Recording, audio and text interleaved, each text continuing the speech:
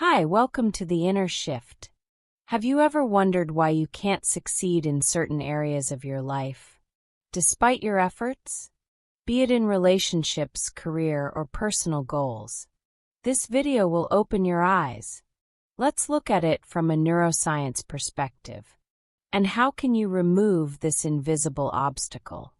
Carl Jung, the renowned psychiatrist, once said, "Until you make the unconscious conscious, it will direct your life, and you will call it fate. It's all in your brain." According to neuroscientist Dr. Swart, your family and early attachments, which means the mother-child emotional bond, shape the neural pathways in your brain. It conditions how you view yourself. Your neural pathways influence how you internalize these attachments. Experiences and beliefs then imprint them onto your relationships and situations as you move through life. It gives you a set of expectations to copy and paste when you encounter a situation in life. That's why we always advise people, don't let the past dictate your future.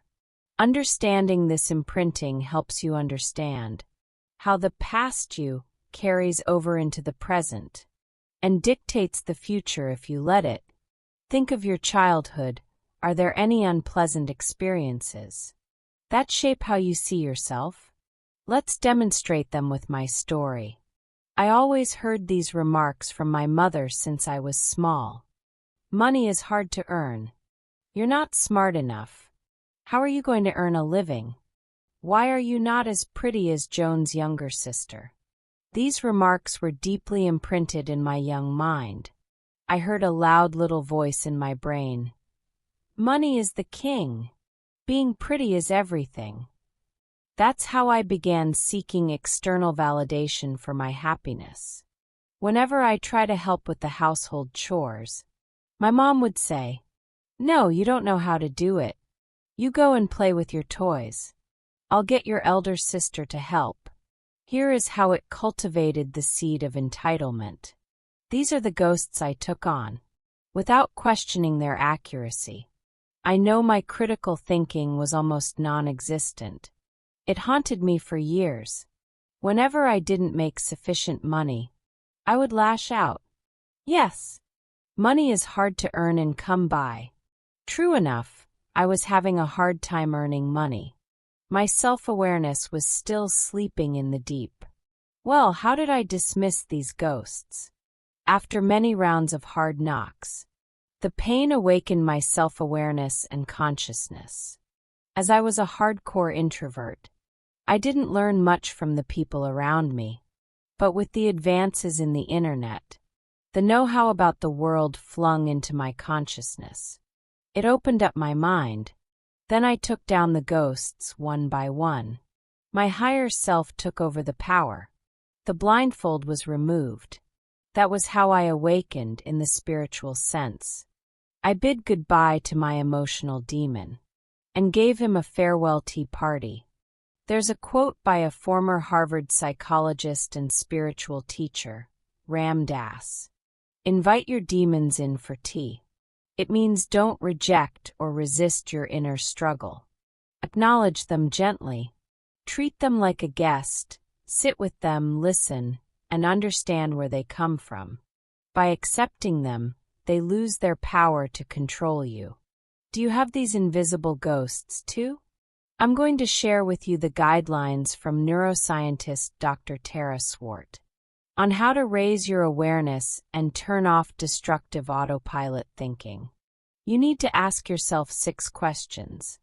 Do some reflection and be honest with yourself. Block some time to give yourself some quiet moments, free from distractions to focus on yourself fully. Keep your journal at hand to record your insights from the exercises ahead. Start by filling in what the words below mean. Within your family and close relationships when you were growing up. Number 1. Roles. Ask yourself these questions. What was your role in your family? What other roles were there, and how did you relate to them? For examples, scapegoat, peacemaker, rebel, etc. Number 2. Secrets. What were the secrets and lies in your family? How did they influence your life growing up? An example might be, no one talked about Uncle Ray's drink problem. Next. Number 3. Beliefs. What were the overriding beliefs in your family growing up? Were there any unspoken or unquestionable rules? Number 4. Opinion. Was there disagreement and conflict with differing opinions in your family? For examples, the opinions of hard work always pays, or what goes around comes around, etc. Number 5. Values. What values did your family consider important? Were honesty, hard work, kindness, success, fairness, self-expression, or intellectualism considered more important than anything else? Did these values resonate with you? Finally, number 6. Boundaries. What was your family's attitude to boundaries, such as individual boundaries, the social rules, illegal behavior, etc.? Have you found yourself following rules that conflict with your deep wishes? Note that down or any insights in your journal. Exploring your past conditioning is a good starting point to understand the patterns that your brain has developed. You should start seeing some patterns. Then you need to take some action and effort to rewire them to change your destiny. Let me know if you would like the techniques to rewire your brain. I'll end this video with this quote by Dr. Tara Swart. Know your ghosts, change your destiny. Hope this helps, and please like and subscribe. This will help to spread this out to those who need it. Also share it with those you care about. This might just be what they need to hear. Be blessed and stay blessed.